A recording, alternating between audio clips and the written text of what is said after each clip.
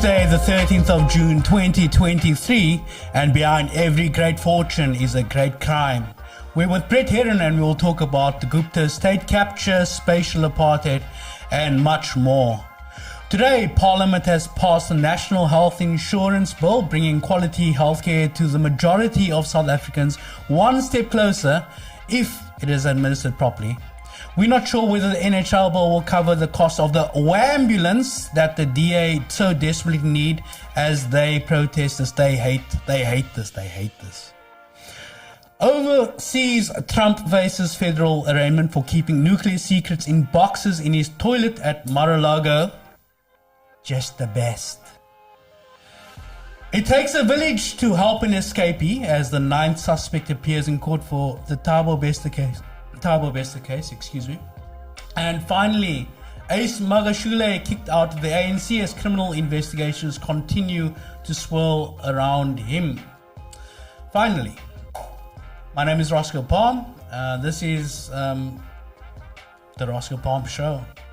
We never decided on the title of the show. Remember episode 1, we were like, what do you want to call the show? And it's like, I think I like the name. It's catchy. It's the name my mother and my father gave me. Please like and subscribe Cape Conscious Media. Find us on YouTube and Facebook. The track that you're listening to is The Come Up by Audio Binger. I've got a really special guest in studio today. I've been harassing this guy for months and months and years. We've had one conversation before, but it's really good to meet you in person. Brett Herron, how are you doing today? I'm good, Roscoe. Thank you for the invite, and I'm sorry that it took so long to get here. No, that's fine. You arrived on a very, very busy day in Parliament. Yeah, it was a crazy day in Parliament and also a crazy weather day in Cape Town, so I'm on time. And I'm here, and as I say, it's unfortunate that it took a long time for us to meet in person. Well, for the first of many, I hope so. Yeah. So, talking about this busy day in Parliament, you've been all over the news, all over Twitter, ENCA, Newsroom Africa, to talk about this issue that you drove in Parliament, which is the extradition of the Guptas from the UAE to face criminal charges in South Africa. So, can you explain to us briefly what is at stake and what we need to do to bring these guys to justice? Well, I mean, what I was really tabling in Parliament was an urgent debate around the failed extradition of the Gupta brothers that we learnt of in April. It was announced in April to South Africa that our application to extradite them to face criminal charges and prosecution here had failed. And there's a lot riding, I think, on their extradition and their prosecution, because in my mind, they are the poster boys for state capture. They are linked very, very closely to the former state president, Jacob Zuma. And there was this intricate web of companies and individuals and members of the executive and the Guptas, the family, who are linked to so much of the state capture that took place in South Africa. So the failure to extradite the two Gupta brothers back to South Africa to face prosecution was a blow, I think, to South Africa's confidence in the state's commitment to prosecuting the state capture implicated, and also a blow for the implementation or the implementation of the recommendations in the Zondo Commission. So it was a massive blow to the gut. And I wanted the Minister of Justice to explain to South Africans why it happened, because there's contradictions between South Africa and the UAE as to what errors were made, but also what progress is going to be made in the prosecution of individuals responsible for corruption and state capture. And unfortunately, the Minister didn't really address that in a manner in which you could leave that Parliament feeling confident that this government is really going to tackle it. So how much, all in all, what do we estimate the Gupta stole from South Africa? Well, the Zondo Commission estimates 15.5 billion. But I mean, that probably doesn't account for all of the money that they pocketed. But about 15.5 billion rand is estimated to have been stolen from South Africans by the Gupta brothers. The prosecution that they were supposed to come and face if they were extradited, related to the Frida dairy farm project in the Free State. And there, the estimate is about 240 million rand. So there's the dairy project, there's Transnet, there's Eskom, there's Denel. They had their fingers in a lot of state-owned enterprises and state projects. So they loaded all this cash in a sack, put it on a plane, and they trucked to the UAE. Well, they transferred a lot of money through these front companies that were registered in the UAE. So there was a lot of money laundering. And the UAE, quite rightfully, I think, and from legal sense, says, look, the money laundering charges are also our charges because they happened with UAE-based companies. But the fraud and corruption charges are South African, and we would like them to. I think we would like South Africans would like them to face the music. I think. I just don't understand it in the sense that the state capture project was largely under the Zuma era. So Jacob Zuma is no longer the president, and I'm going to assume that a lot of his power base is gone out of the executive. We have under the presidency of Cyril Ramaphosa. We have the Zondo Commission that finds all this impropriety. I imagine that would be prima facie evidence or as close to proof as you can possibly get. But these guys are living large, going to Vanuatu, just living their best tourist life. What do we need to do to bring these criminals to book? Well, I mean, I can't, I don't want to speculate on ANC politics. I don't understand why. I mean, we had this massive change in leadership in the ANC, supposedly the new dawn, and putting the Zuma era behind us, and a firm commitment from the president and the government to tackle corruption. Then we had the replacement of the sort of lame duck head of the National Prosecuting Authority. So we had the new national director, Shaun the Sheep. Shaun the Sheep, yes. So now we have Shamila. And still we don't have any prosecutions having taken place.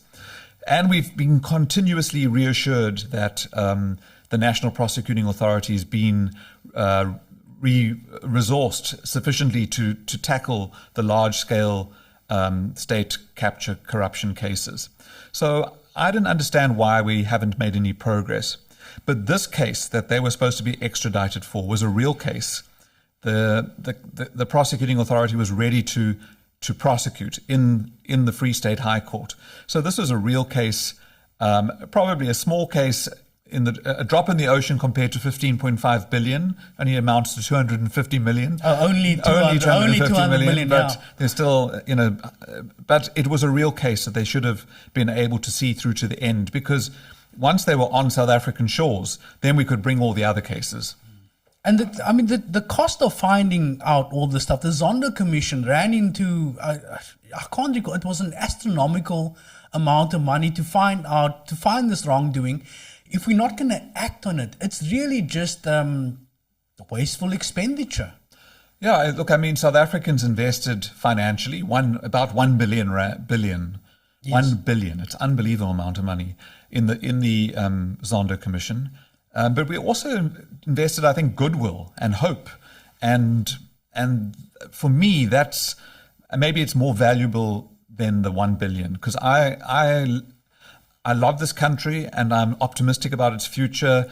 And I don't want to waste people's hopes and goodwill and their investment in confidence in our institutions. And that is more damaging than the fact that this disappoints people, that it knocks our confidence in a system, it knocks our confidence in the government's willingness to prosecute. All of those things are, I think, more valuable than 1 billion rand, although 1 billion rand is a lot of money. And it also sends a message that if you're going to steal big. For example, the case of who's it, the Steinhoff guy, Jooste. Marcus Jooste, the guy, if you have the resources at your disposal, even if those resources are ill-gotten, you will probably never see a day in court. Same as the Guptas and all who have benefited from criminal activity. Yeah, I mean, look, the Guptas have demonstrated that you can leave the country, you can take your money, And when you get arrested on an Interpol red notice, you can still escape extradition because somehow between the UAE and South Africa, we can't get our act together. And now they are citizens of Vanuatu or Vanuata in the South Pacific Ocean, and they are on skiing in Switzerland. And if there's a new extradition application that's going to take place in the UAE, I'm sure the Guptas have no plans whatsoever to repatriate there. It's like if you get a speeding ticket, you just keep not paying the speeding ticket, and you let the city of Cape Town come to you at the end of the day. That's the joke that they are playing on us as South Africans. Well, I'm sure they're literally laughing all the way to the bank because they've got the money and they're enjoying the high life. And South Africa is suffering the consequences of everything that they did. I mean, our electricity system is broken because they stole the money. I mean, they were part of that whole collapse of Eskom. SAA is not functioning. Transnet is not functioning because they were involved in the purchase of the locomotives. That's where part of their ill-gotten gains. I mean, they were part of the PRASA corruption, the Denel corruption. So anything that you can think of that's broken in South Africa, and most of us are experience it at some level because we all experience the lack of electricity supply. They destroyed so much in South Africa, both services and institutions. And then they left and they said, well, goodbye, we've got what we need. So let's change gear, but still stick to the same sort of topic. Now, one of the beneficiaries of state capture was a businessman called Roy Moodley, whose name was all over the Zondo Commission report. Now, to the shock of the Western Cape Premier, Alan Winde, he found that a 282 million rand security tender was given to Roy Moodley's company by the Western Cape government. What does that say about the extent to which the criminal or state capture networks have penetrated all political parties, all provinces in a way? Well, I mean, I think it speaks for itself. It means that even a so-called best-run province or well-run province, which I don't buy any of that stuff, I think, but that is the narrative that they like to put out there, cannot avoid the penetration or the infiltration of these entities. And maybe it's time for the DA to reflect that they were unable to prevent a key player in state capture from getting a contract from their government. And therefore, when these players get contracts from other governments, it doesn't necessarily mean that there's corruption in the political space, because they must surely be denying that there's corruption in their political space. And they're saying it's a bureaucratic error or it's a loophole that was taken advantage of. And so when it happens in other governments, maybe they need to pause and think, actually, it happened to us. It's possible that it's got nothing to do with political corruption and just the fact that these players are not blacklisted from doing business with the state. I just want to read this a little piece of this News 24 article. I am outraged. Winde fumes over state capture bigwig scoring 282 million rand contract in the Western Cape. Winde says he's outraged after it emerged controversial Durban businessman Roy Moodley, who has been linked to several state capture scandals, was awarded a 282 million rand tender by the provincial government. On Wednesday, the Daily Maverick reported it awarded the contract to Moodley's security firm. I want to know from you, because you obviously understand the systems of government better than almost anybody in the polity at the moment. How does this just avoid the scrutiny of a premier or his MECs, or where are the checks and balances here? Well, I think let's first of all say I don't believe that the premier should be surprised, because I mean, there's famously the Valhalla housing project, which the province took over from the city and said, we will provide the developer because you're struggling to finish the project because of intimidation by gangsters. So the construction mafia or the gangsters are threatening the the contractors had actually got the contract to build that Valhalla Park housing project. And so the contractor said, I'm not risking my life and my family's life, I'm exiting. So the province stepped in and said, we've got a bank, we've got a whole lot of contractors, we will provide one. And who did they provide? Stansfield wife or girlfriend. So they provided a gangster operator to come and build houses from the provincial government. That has been news for the last 4 or 5 years. So I don't see that Alan Winde can be surprised that his government is doing business with shady operators when they are directly giving contracts, hand-picking them. You go and build these houses in Valhalla Park. So I don't think he should be surprised at all. So I've lost the track of your question. No, I was saying that in terms of how does this avoid any sort of oversight and the checks and balances with. So I mean, the technical answer or the legal answer to that is that politicians are not meant to be involved in the allocation of contracts. I mean that's the rule. So. He can say, look, I'm not involved because I'm not supposed to be involved. And it's therefore a bureaucratic decision because there would be a panel of officials who will allocate these contracts. But what he should be doing as the Premier is exercising oversight and saying, now I want to investigate how this contract got awarded because it wasn't the cheapest contract. It didn't get the highest points, but still it was awarded to someone who's connected to state capture and corruption, allegedly. So he should be investigating how that happened. That's his role as the Premier, not to act surprised.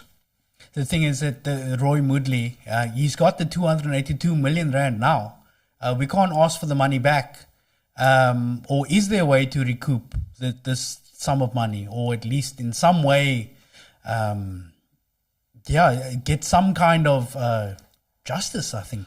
Well, I mean, he's got the contract. I hope he hasn't got the money because, as I understand it, it's for security services. So security services would be invoiced over a period of time of the contract. So he may have, the company may have, Royal Security may have, I don't know if they've started the contract even yet, but if they've done a month or 2 or 3, then they can only invoice for those 3 months, not for the full 248 million rand, which is the full value of the contract over the period of the contract. So let's assume the contract is a 3-year contract. If they've rendered security services for a couple of months, they probably invoice for that only, and not the full 248 million. And the Premier can still intervene and say, was this contract allocated lawfully, and if not, let's cancel it, and let's bring the officials who were involved to disciplinary processes, and let's put out the tender again. So I think there needs to be an investigation. Well, the cleanest run, the best run province that's ever been in the history of South Africa, the Western Cape. You've exposed something. You've touched quite a few nerves over the course of your political career, and I think you've touched another one. It's something that's sort of gone a little bit under the cover, and I think it deserves a lot more play. Still sticking with the best run government in the history of the world. The Western Cape government knows about at least 1,800 drug houses in the province. There are more drug houses in the Western Cape than there are schools. What does this tell you about the best run government in South Africa? Well, it tells me that it's not the best run government, but it also tells me where their priorities are. Their priorities are not addressing the challenges, the life challenges that young people and people of the Cape Flats experience. That is not their priority. So if there was a drug house that opened, I think, in my neighborhood, and I reported it, I'm sure there would be flashing lights, immediately, and the place would be raided and it would be shut down. But drug houses that are fueling gangsterism and leading young people into a life that is a dead end on the Cape Flats and in poorer communities is not their priority. That's what it tells me. So it's about skewed priorities. Their priorities are to preserve the neighborhoods the tourists see, the neighborhoods that people will tweet as they're flying out of Cape Town saying Cape Town is beautiful and it's certainly a jewel in South Africa, but those people never go to the communities that we go to daily and see the conditions that people live in and the conditions under which they live, where there's gunfire all through the night. So for me, it's about priorities, and I think that piece that I wrote about the number of drug houses versus the number of schools just demonstrates the priorities. I'm going to read the first three paragraphs of this, and I'd encourage you to read it, the rest of it by yourself. We'll put the link in the description of the video. Of the more than 1,800 drug houses the Western Cape government knows about, some are located in the suburbs. When one of these is bust, it makes the news because they're not meant to be there. They're somehow more tolerable somewhere else, like in Nyanga. The recent revelation in the Western Cape Provincial Legislature that there are more known drug dens and schools in the province reflects the rejection of a development agenda to begin to balance the qualities of life of suburban and township residents. The ANC purports to have a development agenda somewhere beneath the layers of maladministration and corruption. The DA has no pretenses in this regard. It remains steadfastly focused on demonstrating its worth by maintaining the provision of comfortable living and working environments for some of its residents. Now, I was going to say that the logical question that I asked, the Western Cape government knows about these drug houses. Why don't they just close it? Well, there's a number of contradictions that arise for me, because they also launched what Alan Winde called the biggest, the most expensive safety plan that South Africa would ever see. And that the Western Cape government was going to invest 1.2 billion rand in the largest intervention in crime prevention in South Africa's history. And then what they did was pay a couple of 100 million rand a year to the city of Cape Town to employ what they call LEAP officers, LEAP being an acronym for Law Enforcement Advancement Program or something. And so again, they don't have the resources to do anything about it other than ask the police to intervene. And where they've created the resources, those resources are ineffective.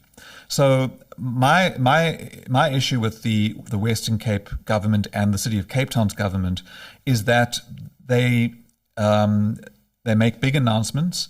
They're throwing a lot of money at policing, but there is no real strategy to reduce crime or to change the conditions that are conducive to crime or generate crime. So they are throwing all the money at policing, all this pseudo-policing, if you think about the LEAP officers, and they're not addressing the issues that the conditions in which people live that give rise to the prevalence of crime. And so they're unable to act because they are basically ineffective. They've created these LEAP officers who can't bust a gang den or house because they've got 6 weeks training. They are learner law enforcement officers, and so they don't have the capacity really to fulfill a real crime busting role. And as I said, the priorities are skewed. They're investing in the wrong things.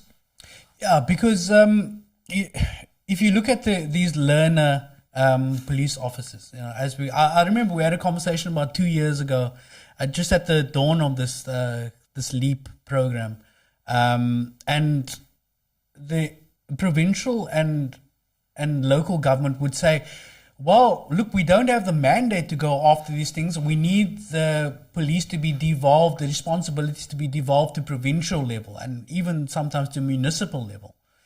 Do you think that they have an argument, a positive argument about this? I think that they do. I think that, our party certainly believes in devolution of mandates and powers and services to the appropriate level of government. And policing is perhaps one of them, or parts of policing. But in the absence of a legal framework that gives you the powers, what you're creating is vigilantism, and we can't support that. So, I mean, the Premier of Gauteng has announced 4,000 or 6,000 crime wardens. So he's doing a similar thing, almost also demonstrating to South Africa that they are unsatisfied with the services provided by SAPS in terms of policing. And so they're going to take the law into their own hands, much like the Western Cape has done. But both the Western Cape's program and the Gauteng program is not based in law. So what you have are peace officers who don't really have the powers that they claim to have. And so when you take the law into your own hands, you're a vigilante. And we can't allow that in South Africa because they're going to contaminate crime scenes. They're going to interfere with policing. We're going to have incidents like we had in Loop Street or Long Street about 3 years ago, where a learner law enforcement officer shot dead an undercover police officer who was busy on the beat. Well, these guys have license. I thought they're like metro cops where they don't have firearms. No, so they go through 6 weeks training, and then they are deployed in the field, and then they come back for about 3 weeks training on firearms. So a learner law enforcement officer is being deployed under the LEAP program with a firearm, with 6 weeks training plus firearm training, which is about 3 weeks.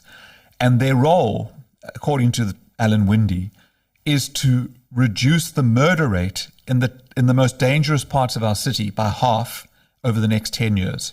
So you're putting youngsters who are desperate for a job, who are undertrained, into the most dangerous parts of our city and saying, you go and halve the murder rate. It doesn't make sense to me. A South African police constable is a learner constable for a full 12 months before they are on the beat. I can understand LEAP officers being force multipliers in the sense that they assist SAPs and with some of the support, but it boggles my mind that these guys are being effectively sent to the front lines as newbies with no idea about oftentimes in communities that they are not familiar with. Yeah, I think the whole program is ill-conceived.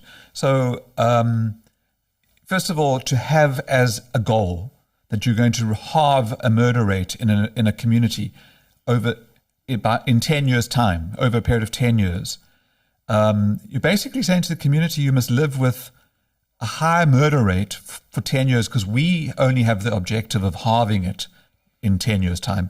It's a perverse kind of objective in my mind. And in 10 years' time, if you invested the same money in upgrading the infrastructure, providing the services, providing social amenities, encouraging development, private development even, in places that private companies don't want to be. If you change the built environment, you could do that in a shorter period of time than 10 years, and you would probably eliminate the crime rate that you see. So for me, the whole thing is ill-conceived because I would never go to a community and say, I promise you that in 10 years' time, I'm going to halve the number of people that get murdered in your community. It doesn't make sense to me. It doesn't have the human touch. It's completely out of touch with people. It's out of touch with people. It's telling communities you're going to have to live with some murder for a while, and then in 10 years' time we'll have halved the number of murders that you must live with. But so it's not connected to humanity at all. It's connected only to crime stats. Exactly. So look, before I go on to what you think should happen, what are the conditions that are conducive to high crime and the violence in society? The conditions that prevail on the Cape Flats and in many parts around the country are the conditions that were created by the apartheid government, which have never been addressed. And this is my sort of soapbox issue, in that spatial inequality, spatial injustice is persistent. We are 30 years into democracy, and it's a horrible way of describing it, but I always say, take all the people out of the city, take everybody out, and you drive through the city.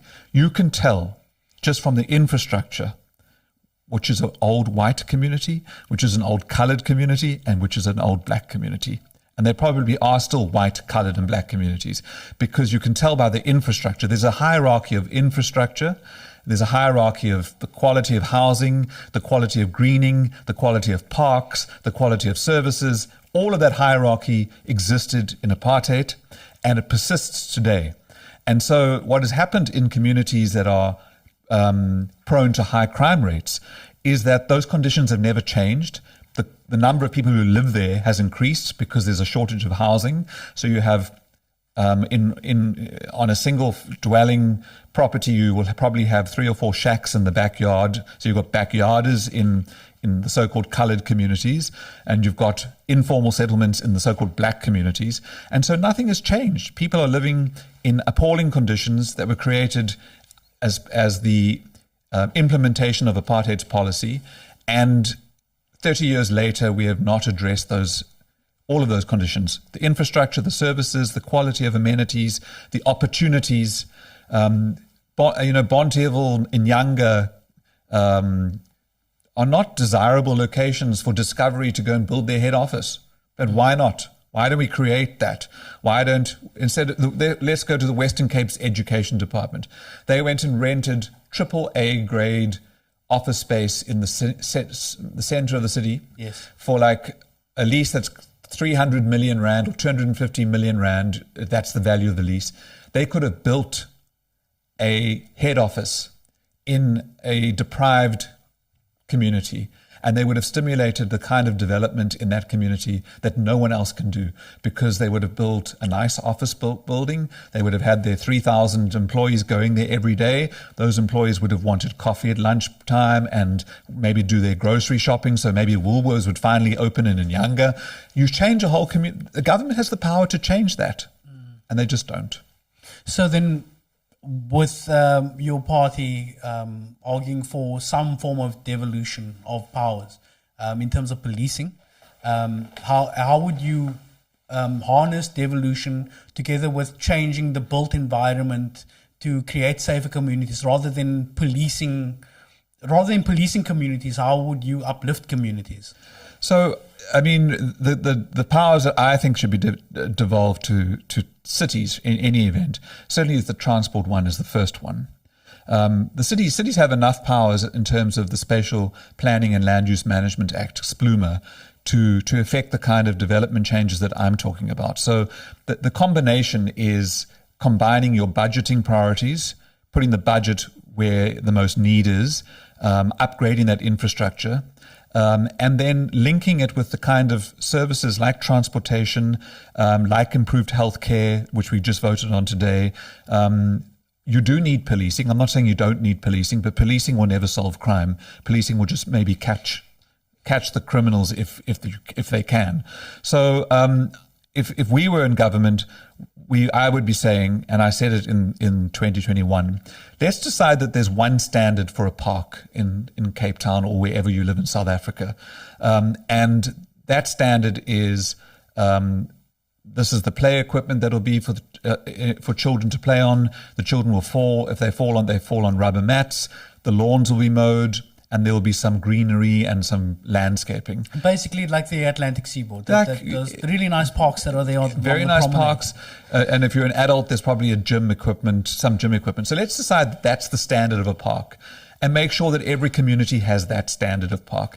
Let's decide, I mean, when I was appointed responsible for transport, I nearly fell over in the city of Cape Town. I fell over backwards to find out that there was a policy that said that on the Cape Flats, you only get a sidewalk on one side of the road.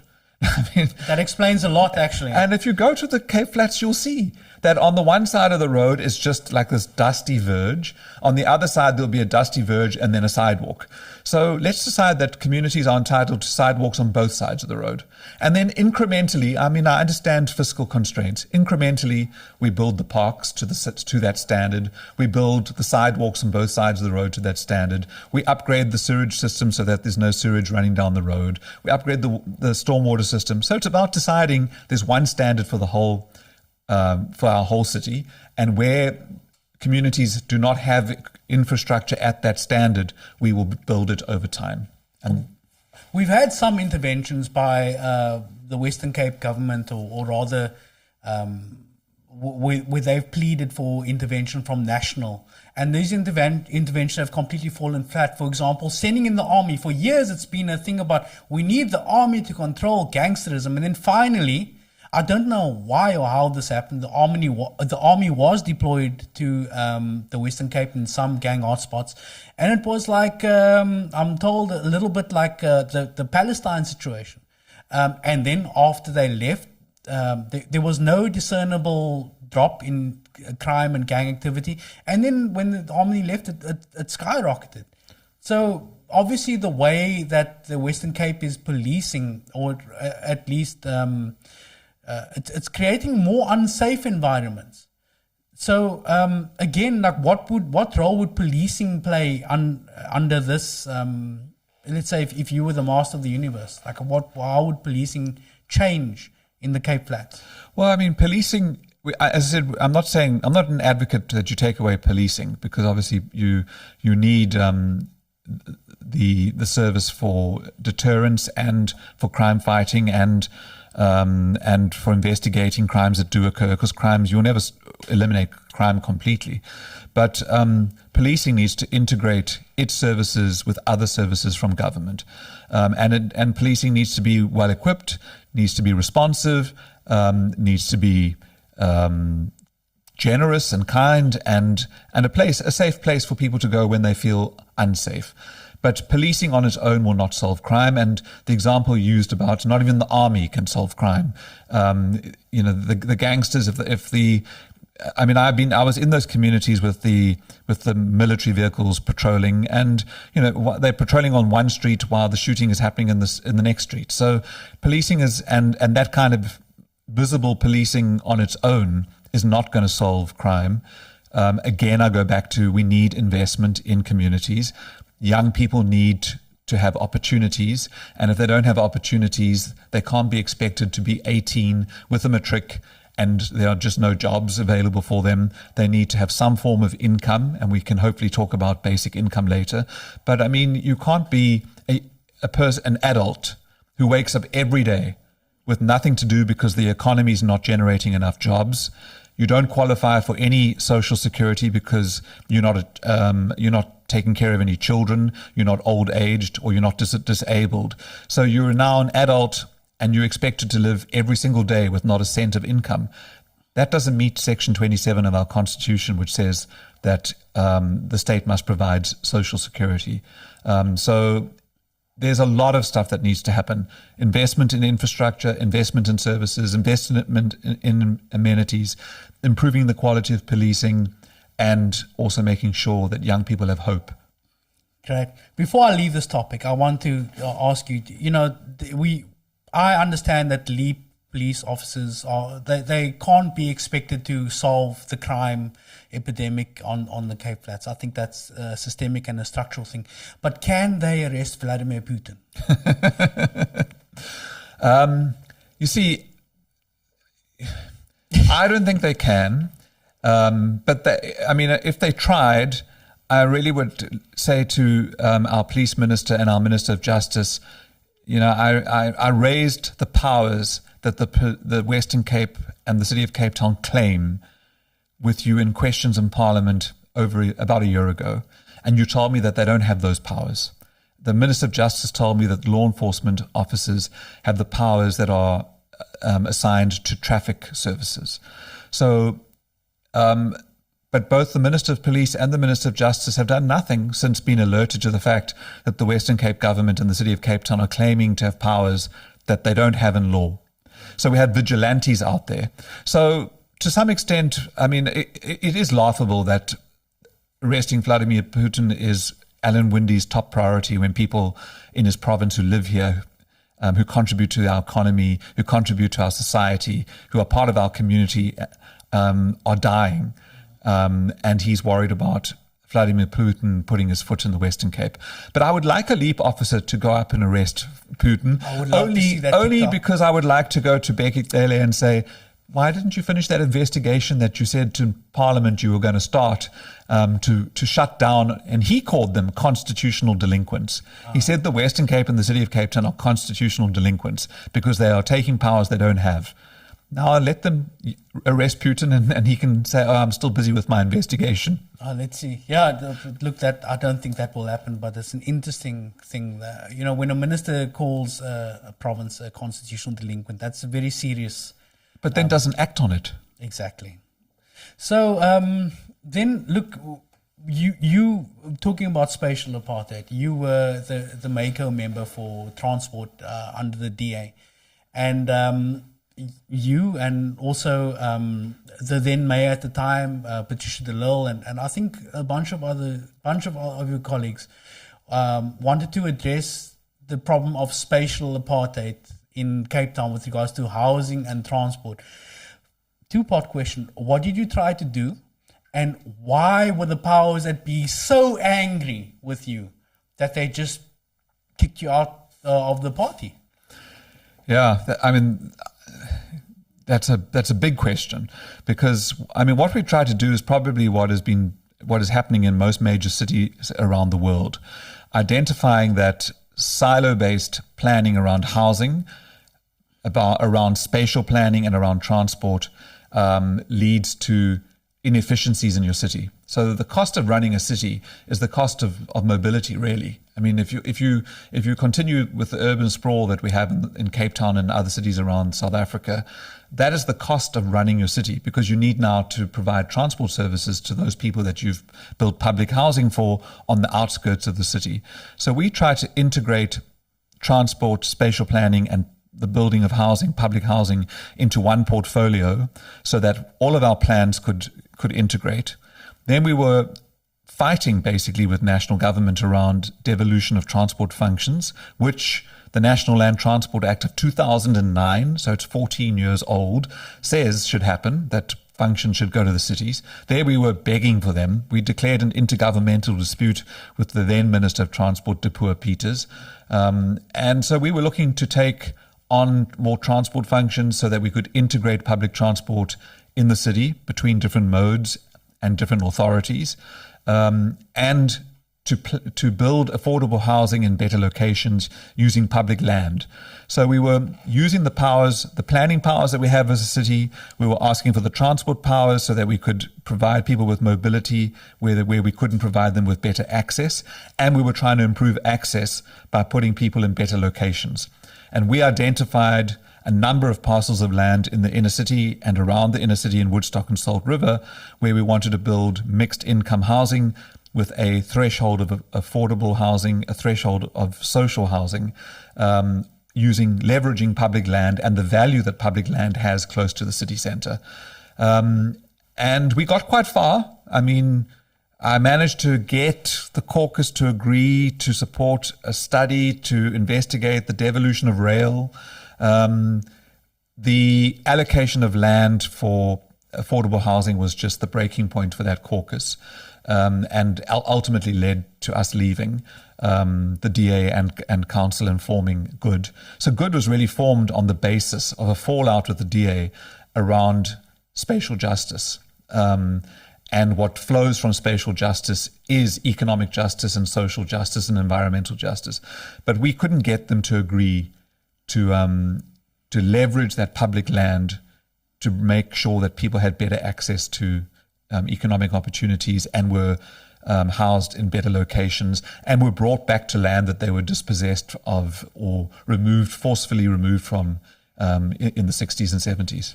When you say they, in the sense of the people that were opposed to this program, who are they? Well, the DA is a party of insiders and outsiders. So it was the insiders. I mean, I can share an example. In the DA, if you have if you bring in a donor to the party, you manage that donor throughout the lifetime of their donation. So every year you'll go back to that donor and say, last year you gave 600,000 Rand, can you give 600 or 700? So there was a donor that was that was being managed by Geordin Hill-Lewis, current mayor of Cape Town, but who was then a member of parliament. And that donor was a property developer. And so Geordin was going for his annual checkup to go and see how much money they were going to donate that year. And it was weeks after we announced this affordable housing project in the inner city. And they refused to see him unless I went with. So now I'm suddenly looped in the inside circle of the DA. And so I go and meet these developers with Geordin Hill-Lewis, and they cross-examine me for about half an hour about what am I meaning by affordable housing. I was asked by these board of directors of a large property developing company whether I mean tent cities. Am I going to put tents up in the inner city? So really hostile questions around the affordable housing project. Then I was excused from the meeting when they were going to discuss fundraising. So I've now addressed all their questions around the spatial justice issues. But because I was in the meeting, the fundraising department of the city of the DA sent me every month the report which showed whether that donor donated any money. And for as long as from that date until the date I left, which was probably about 12 months, every month it was zero. They never made a donation. So I can only assume that they made a donation after we left, because 3 or 4 weeks after we left, Dan Plato and Malusi Booi announced that those projects were cancelled. This was the Salt River development. That was the 5 sites in Woodstock, Salt River, and the city centre that we initially released as part of the 11 sites we identified. They were not happy that those sites were going to be used for affordable housing, and they were a developer. And this is why money is the root of all evil in politics, because money can influence policy. Because in the DA's policy, it talks about spatial transformation. At the time it did. But when it came to donor influence, those projects were stopped. Is it as simple as saying that this is, we don't want black and brown people in areas that are basically white?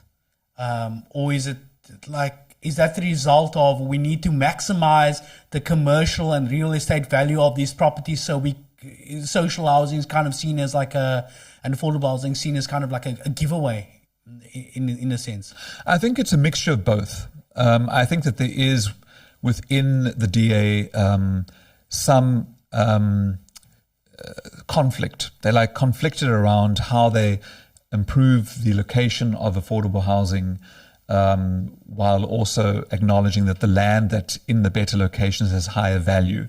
I can tell you that in one meeting where Helen Ziller was chairing the meeting, and we were again talking about these projects that I'd announced, she was arguing that providing affordable housing or social housing close to the city was over-subsidizing some beneficiaries at the expense of others. So if you get a subsidized home in Woodstock, then you are better subsidized than someone who gets a subsidized home in Delft, because the land value is different. I was arguing that we were not building B&G or RDP housing. We were talking about blocks of apartments, and apartments would be rented at an affordable price or as a social housing unit. And an apartment that's rented would house several families over its lifespan. So you would not be over-subsidizing one family because that unit would service many families over its lifespan. So it is partially, I think, a discomfort with integration, but partially also that, there's a lovely saying that I learned when I did my master's in cities. Land is the currency, is the new currency for corruption.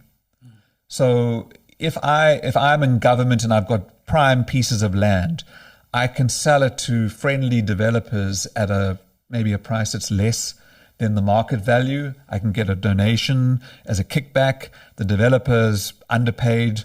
The party gets a kickback. The developer makes a fortune on the development, which is more or less what we saw with that Site C in the city centre. Yeah, no, I'm very... We're speaking of which, let's talk about a saw on the DA when it comes to the housing.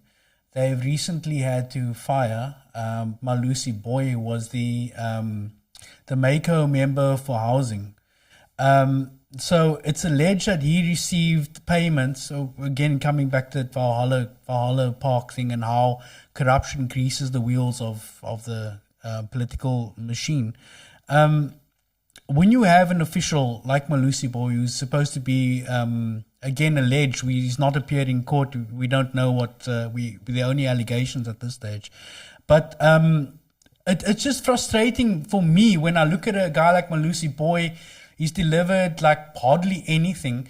And you look at a development like Amazon, which has been, it's taken months. They've built this building over a heritage site, on a biodiversity site against the court order,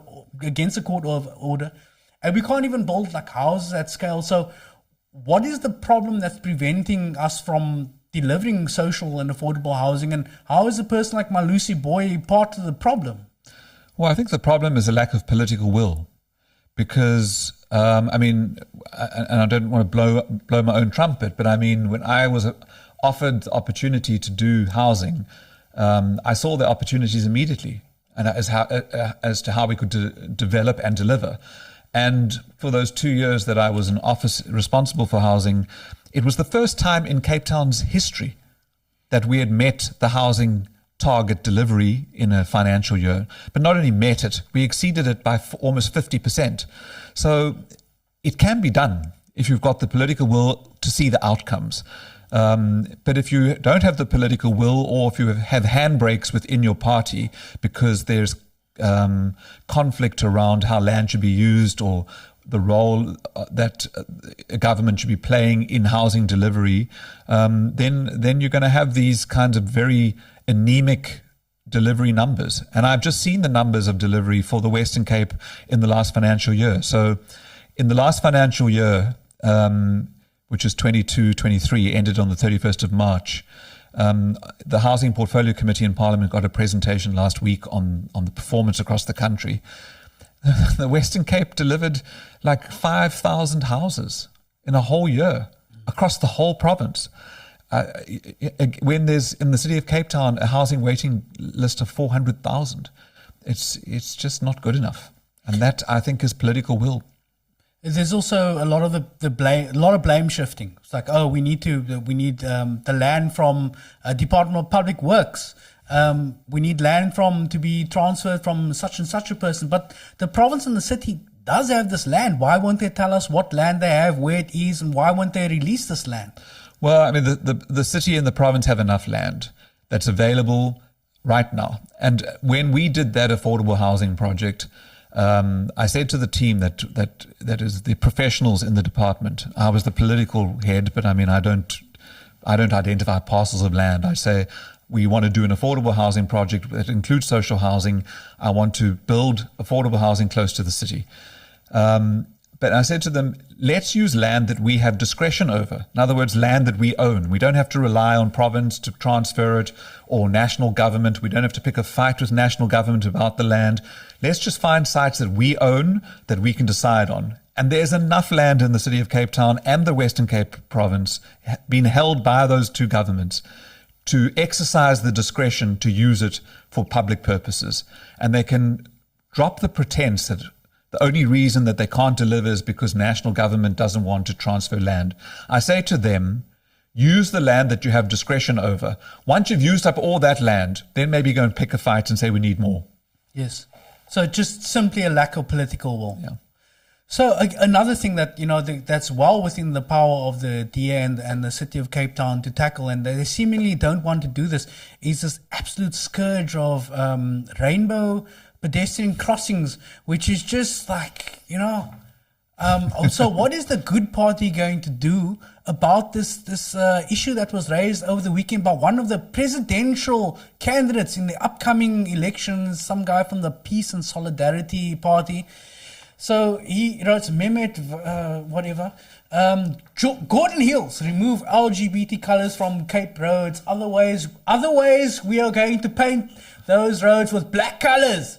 Citizens about politicians. You can be gay, but we are not gay. We are straight people of Cape Town. Don't push our communities. Your disgraceful agenda. I mean, is this a serious question? Because I think it's a joke. I mean, the guy's a joke.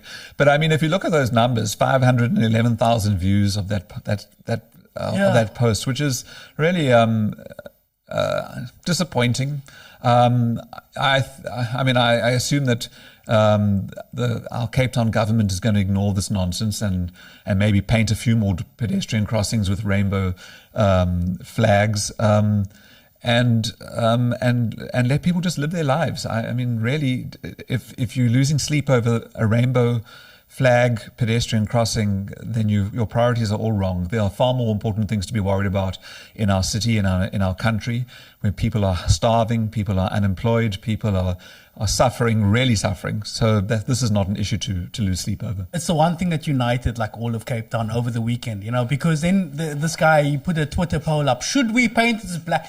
And everybody came out and said like, no, you stupid. Like even this Twitter poll, can we paint it? 70.8% of people. And then he even in his tweet, he said, please support us. But, you're right. He got what he wanted. He platformed a message of hate that found traction for him that he wouldn't have otherwise found. So now we are in Pride Month, and there's a lot of rainbow washing out there on a legitimate cause. Uganda's passed one of the most repressive anti-human rights bills that we've ever seen. I think basically because they've been hijacked by a lot of these right-wing Christian evangelicals from the States who impose their political program on conservative African nations. But hate has a base in a way. Hate is easily monetized. And what can we do to sort of counter this? Look, I mean, hate let's just leave it at hate. I mean, hate is a quite a viable political commodity. And so you see parties resorting to hate in order to drive their agenda, whether it's hate for the LGBTQIA plus community, whether it's hate for foreign nationals living in South Africa. I mean, there are a number of issues around which political parties are generating or trying to generate traction with voters and communities that are driven by hate. Now, the Good Party will never do that. We are a party of hope, and we are hoping to galvanize voters around hope. We have, on the Uganda issue, I asked the Deputy President a question in Parliament around the South African government's position on this. We've spoken out about it. We have, in solidarity with Woolworths, who've experienced the same sort of hate because they're running a pride campaign, be an ally. We've temporarily changed our logo from orange to the rainbow flag. So, that's to express our solidarity with Woolworths and other companies and organizations that have also said to express their solidarity with those campaigns. So we will always be a party that is promoting human rights, and LGBTQIA plus rights are human rights, and the Deputy President of the country acknowledged that. And human rights are universal. So Uganda can have a law that sentences you to death or sentences you to life imprisonment if you identify as LGBTQ. But that doesn't remove your human rights. You still have, it's just that country is a rogue country that doesn't acknowledge universal human rights. Nantal, I'm glad you pulled up that thing about the speaker who's going to appear at UCT, and because I wanted to mention this, I just forgot. Julius Malema appeared in the rainbow. He made this statement, which I thought surprised me. It was a nice surprise to see that he would bring his base and his authority to a subject that you wouldn't necessarily associate with the EFF. But then we have this thing where there is a speaker who's going to be a guest of the EFF, who's a well-known merchant of hate against the LGBTQI community, to give a lecture on something other than that. Do you think it's possible that this guy, this expert, could still be able to speak on a topic that is within his expertise, but almost in a way to separate the art from the artist, in a way, where he has these, he has a disposition that is against LGBTQI, but on this issue he's an expert. Do you think he should still be platformed by UCT? Well, I think that we have to be careful about the company we choose to keep. I don't think so. I mean, I think if I was also pleasantly surprised that Julius Malema came out so strongly in support of LGBTQ rights, and it's not a platform, as you rightfully said, that you would naturally associate with the EFF, but it's the right thing to do. But then to sort of co-platform or share space with this guy it doesn't make sense. And around other issues, I wonder if they would do it. They would probably not. They've been quite vocal on other issues, and would they share a stage with someone and say, well, we can separate his racism from his ability to solve how we get to the moon? I don't think they would do that. So why on this issue is it okay to say, well, we can separate his personal views around these issues from his expertise or from his art or whatever it is? If it's okay for this issue, then is it okay for all the other issues that you would expect the EFF to be guns blazing? I mean, they were outside Brackenfell High School protesting racism. Would they share a stage with someone who's an expert in something but has also expressed racist views? I doubt it. Exactly. No, I'm glad that you crystallized it like that. Okay, so I want to talk about the basic income grant, or rather, we call it BIG. Other people call it UBI. Now, people are being laid off because of everyone's doing ChatGPT and GPT-4.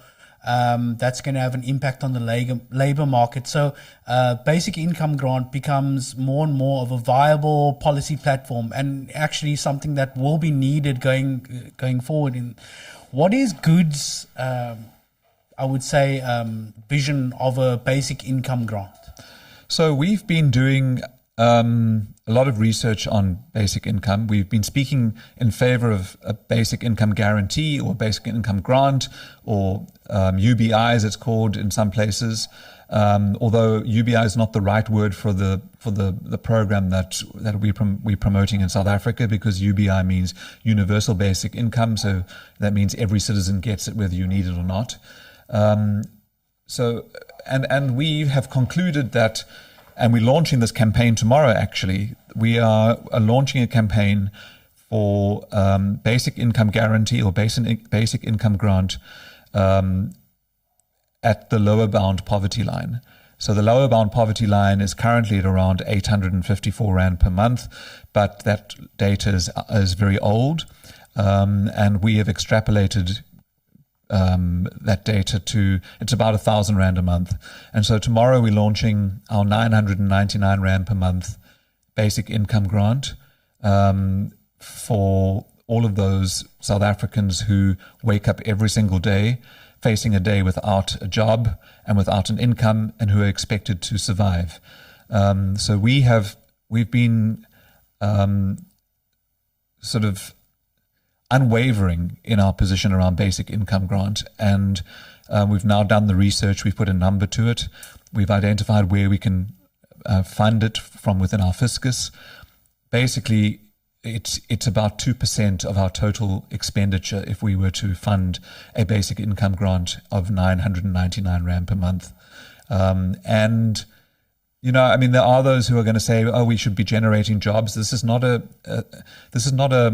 binary choice. We're not saying we give up on an economy that creates jobs, but we have to acknowledge that even if our economic growth doubled the projections, which is not going to happen overnight, there will be, for the next 15 years, at least 8 to 9 million people who will never find work, and so.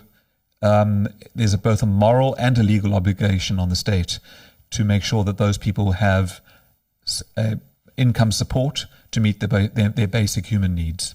How would it roll out? Similar to the COVID grants, or? So we've used the COVID grant as a basis to build on.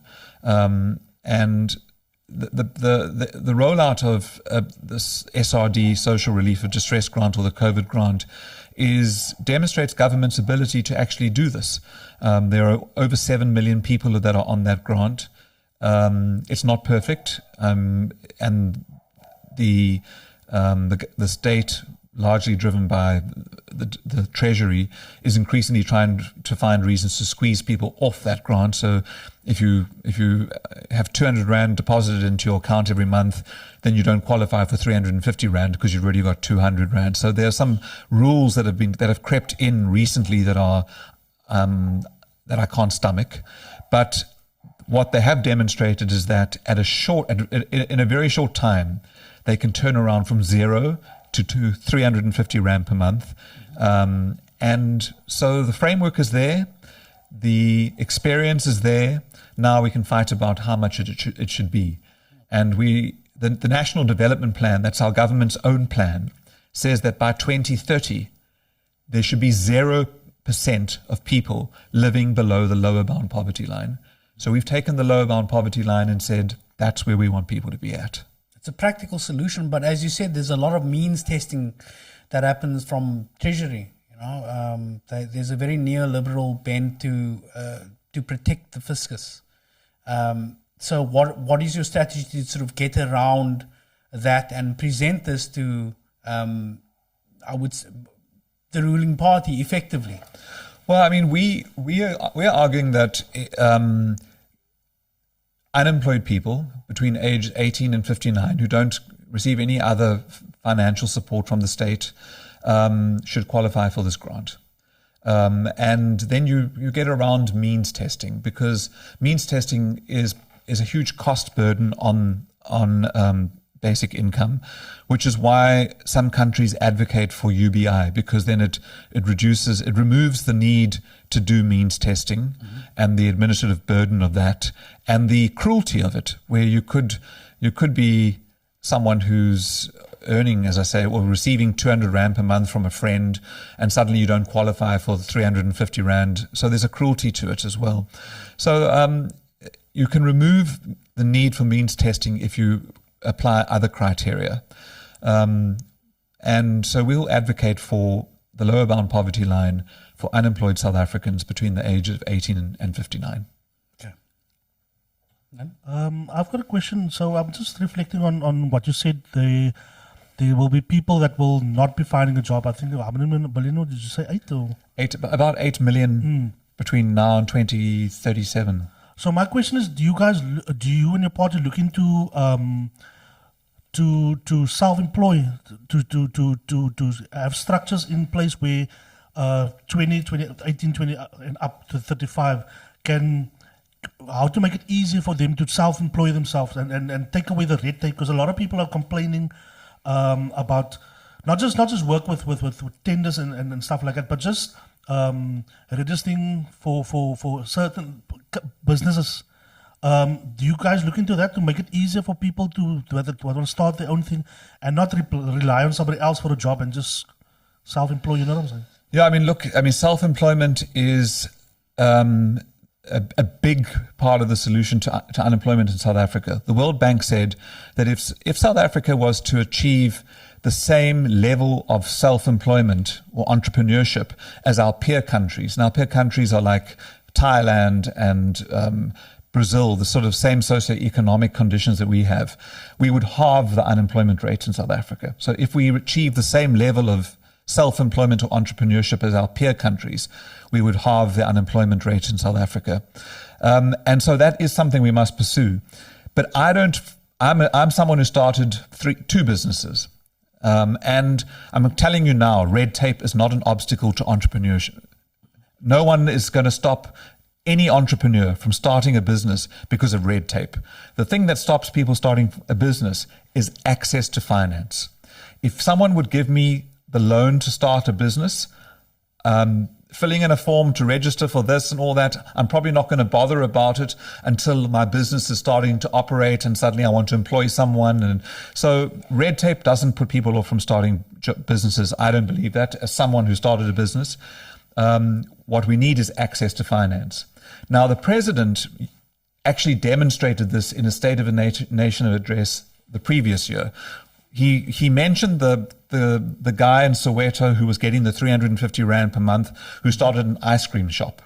So there's access to finance, and the guy started an ice cream business. In the same speech, he spoke about a woman who was selling dog beds that she made on the side of the road in Cape Town, and she was removed from selling on the side of the road because the Cape Town government said she was trading in the wrong place. And in there, he demonstrates what I'm saying. The woman wasn't stopped making dog beds because of red tape. She was just removed from her selling space, but she probably found another one. And the guy who didn't have any money started a business as soon as he got access to finance. So it's just about cultivating an entrepreneurial mindset. It's about making sure that those who have an entrepreneurial mindset can get access to finance. When I started my business, I got access to finance only because of my privilege. Yeah. I was privileged to have education, and when I went to Business Partners, which used to be the Small Business Development Corporation, and the guy I had no assets. He looked across the table and said to me, "So you're a lawyer, so if you can't pay the loan, you could probably get a job as a lawyer, so I'm sure you'll be able to pay it back." And that's why I got the loan. But no, that's not available to everybody. That's available to those of us who have privilege. Yeah. I think success is a mindset sometimes. Any entrepreneur starting, if you have the mindset where nothing is going to stop you, the red tape won't. But I see your point where you can have that go-getter attitude, but when it comes to not having money, there's nothing you can do about that. Yeah, if you whatever business you want to start, unless it's using your own hands and feet and you don't need anything else, you need finance. The woman who made the dog beds, she needed the fabric and the fillings and that kind of stuff, and the machine probably to sew it. And this is where you don't call it a basic income grant. What is the thing that Good is calling it? We do call it a basic income grant, but I do acknowledge that there are activists for basic income who prefer us not to use the word grant and to use guarantee, because grant makes it sound like it's not something you're entitled to, and in fact you are entitled to in terms of the Constitution. I think that's going to bloom a lot of businesses and also lift people out of desperation into at least having that guarantee that there's bread on the table tomorrow, especially when we're faced with such economic precarity and poverty all over South Africa. So 100%, I think it's a great platform. Let's talk about Good, because the party, you released a statement the other day about the expulsion of Shaun August. Now, Shaun August is a very prominent politician here in the Western Cape, and I don't want to dig into the salacious nature of Shaun August's expulsion. I think people can do that by themselves, and if they haven't heard about it, then they were sleeping under a rock somewhere. But it says, we note that the DA has announced that it has entered into a relationship with Shaun August, who was expelled from the Good Party 3 weeks ago for misconduct. So do we know that the DA have entered into a relationship with Shaun August, and what is the nature of this relationship? Well, I think let me just say the first lesson maybe to take for those who don't know about the story is that every member of Good is subject to the same constitution, whether you are the leader of Good in the national leadership like Shaun August was, or a so-called ordinary member. We are all ordinary members of Good when it comes to the Constitution, and if you breach the Constitution and damage our party, then you will face consequences. That's the lesson that comes out of that, no matter how powerful your position may be within the party or its leadership. I don't know what the nature of the relationship is between the DA and Shaun. He announced that he was joining the DA in the company of J.P. Smith, Tertius Simmers, Dan Plato, the three of them, and Shaun sat. But it was Shaun August who live streamed his announcement. It was Shaun August who issued a statement. The DA have never claimed that he's joined them. So they sort of trying to keep him under that rock, yes, maybe for obvious reasons. Yes. They've never owned him. But he's out there in a blue T-shirt trying to recruit good members to join the DA, and he's announced he's entered a relationship. What that is, I don't know if he's an employee, I don't know if he's just an ordinary activist, I don't know if he's been paid, I don't know anything. But he's a member of the DA apparently. I really want to encourage you to Google Shaun August. I don't want to dig into. I want to dig into, but I'm not going to dig into that. Google Shaun August party, Shaun, and then you'll see the whole story. But it's just like such a brand suicide for the DA to associate himself with Shaun August. Look, the statement continues, and I thought this was a great statement because it's actually really sort of nailed him. 2 weeks ago, August unsuccessfully challenged the expulsion in court, claiming that Good best represented his political values. So he kind of like, please take me back. Please don't leave me to the wolves. Huh? It is noteworthy that the DA and Good have fundamentally different values and policy positions. Now, here's the kicker, and I think this is the most interesting part of the statement because you've just sort of like rolled a hand grenade into the room and walked away laughing. It is also noteworthy that August travel accommodation and entertainment claims, while a member of the legislature, are the subject of an internal investigation. So, boom. So you're saying that this guy, you're alleging that he fraudulently misrepresented his travel accommodation, entertainment claims, and basically stole taxpayers' money by being reimbursed from the public purse. Yes. I'm saying it, and a reason I say it is because I think it does create a hand grenade for the DA because they just expelled Masizole Mqisela for the same thing. We were alerted to the fact that the Western Cape Provincial Parliament, the Secretary of Parliament and the Finance Department, or the Members Affairs Department, were investigating a claim for Human Rights Day constituency event. Now, we didn't have a Human Rights Day event as a party, but he claimed he claimed entertainment expenses for a Human Rights Day event. The Western Cape Provincial Parliament informed our office that they're investigating it. And then there was an anonymous tip-off that he also claimed for other events. So when he was at by-elections, he claimed for accommodation and stuff. So there is an investigation being done by the Western Cape Provincial Parliament into his claims and whether they're fraudulent or not. And if they are, then the DA have recruited someone that has committed the same misconduct that they fired, that they used to fire the Speaker of their own party, of the legislature. Yeah. So the provincial legislature, the DA-controlled provincial legislature, is investigating this. I thought it was the statement internal investigation, but if the legislature is investigating this, that's huge. Yeah, by internal I meant, and maybe it's not so clear in the statement, that internal to the Western Cape Provincial Parliament, because we don't pay out the claims as a member of the provincial parliament, you are entitled to what is called an enabling allowance, and it allows you to claim back expenses that are incurred in the official conduct of your duties. So when I was a member of the provincial legislature and I had to go to, Saldanha Bay to do something, I could claim the mileage, and I could claim if I stayed overnight for the hotel, and I could claim my meals. That would be legitimate claims if I was there on official business, but not to take your wife on a motorcycle around the peninsula and claim it as a constituency meeting. Did he do that? That's the case that's been investigated. Yeah. Wow. The man likes his entertainment, let's put it that way. So we'll leave that there. We'll just park that there for the DA. Let them sit with the contradictions of the but this guy is associating himself with the DA. It's hard to see how they would, what common cause he would find with them, besides protecting his own ass. Well, exactly. We did conclude the disciplinary process, and we did resolve to expel him based on the findings of that process.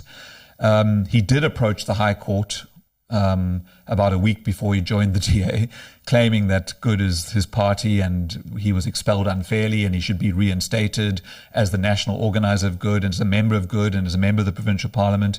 And then when that case was struck off the roll by the judge, who made very disparaging remarks about the case, a week later his values are now aligned with the DA's. So I think it speaks for itself. It's stomach politics that we see, and it's the kind of politics that gives politicians bad names.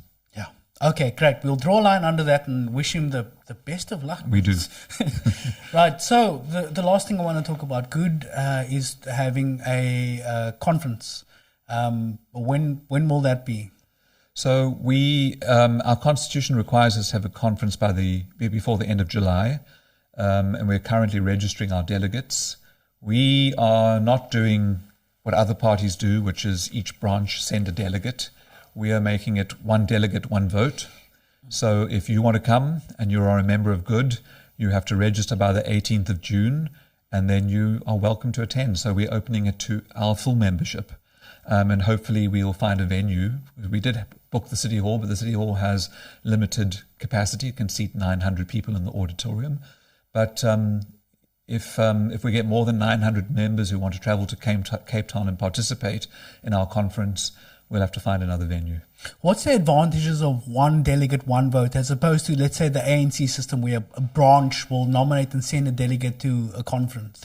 Well, there are a number of advantages. Of course, firstly, it means we all participate if we are actively involved, and a branch doesn't just get to send one person, which always involves in political parties a lot of gatekeeping. The DA, for example, also had a weighted system. So the more votes you got, the more delegates you got to send.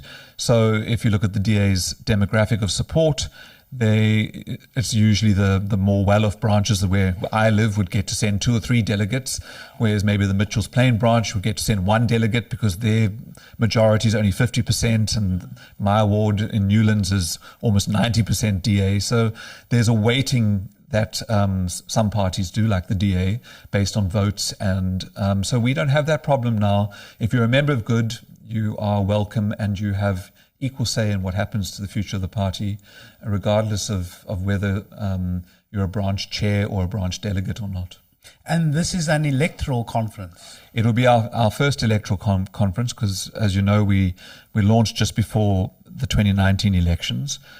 We were meant to have a conference within a year of that launch, but then we were struck with COVID, and so we were locked down. And then when we came out of COVID, we went into local government elections.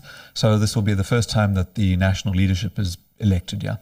Well, I think that model of one person, one vote that's something that could solve a lot of problems, especially in my organization. But I'm not going to say any more about that. Brett, thank you so much for coming in, braving the weather, the traffic, and just the sheer amount of press who's after you today, after what happened in Parliament. So thank you so much for coming through today. Thank you so much for having me. I've had so much fun. I can't believe that it's over. Yeah, it's been